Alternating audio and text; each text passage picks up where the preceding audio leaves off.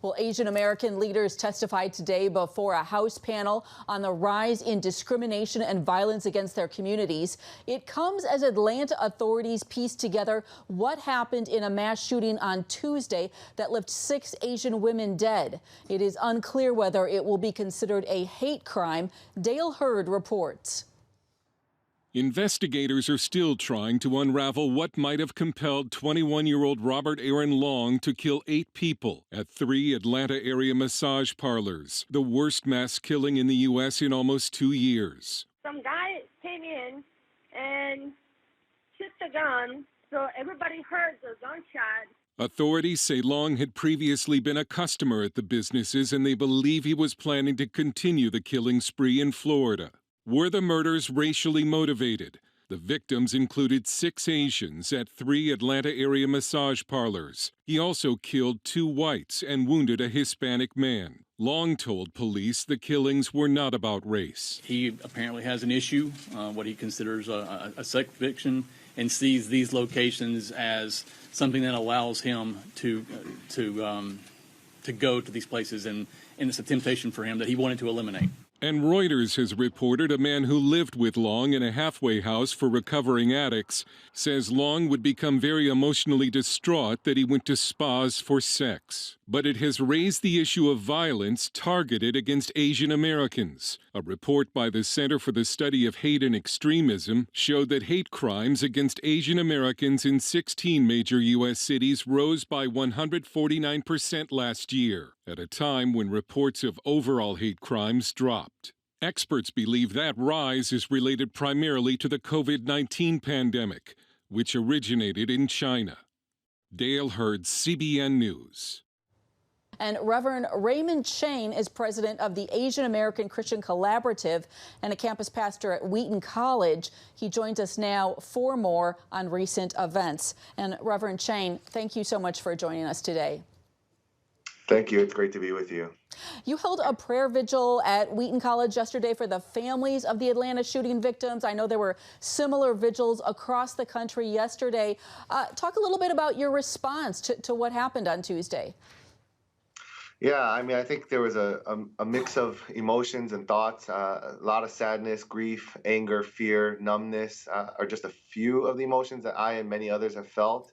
And at Wheaton, because of the confusion and the disorientation that many students felt, we did hold a vigil, and we basically planned it 2 hours before, released the information in an hour, and then had over 60 people show up. And the students were crying out, sad, lamenting. We had a variety of racial backgrounds represented, but it was shocking and surprising for me to see how many Asians were just in turmoil because of what's going on. As we just reported, the Atlanta suspect has taken responsibility for the shootings, but he says it was about sex addiction and not race. What are your thoughts on that? Yeah, I think you can't separate the ways that Asian women have been fetishized and sexualized in the racial framework of our society. And so when you talk about Asian women and his specific targeting of Asian women, a lot of that actually has been shaped by race and misogyny and a very harmful form of patriarchy. And the fact that they're trying to deny or downplay that race is a factor in what occurred shows how little they and others understand how race informs our perspectives, our postures, and our imaginations about other people.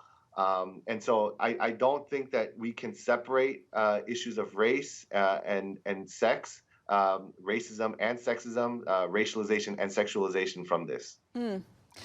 We, of course, have seen a rise in violence against Asians in this country in the last year. Why do you think this is happening? Yeah, I mean, there's multiple factors. I think the pandemic has made it extremely difficult. But one of the things that many of us at Asian American Christian Collaborative noted early on was that as soon as the former president Donald Trump started using rhetoric around the virus as the Chinese virus or the Kung flu or the China flu, we started anticipating an increase in violence against the Asian American community. And so we released a statement last year, which garnered over 12,000 signatures. You can read that online at AsianAmericanChristianCollaborative.com. But then we started producing resources and tried to get in front of this as much as possible.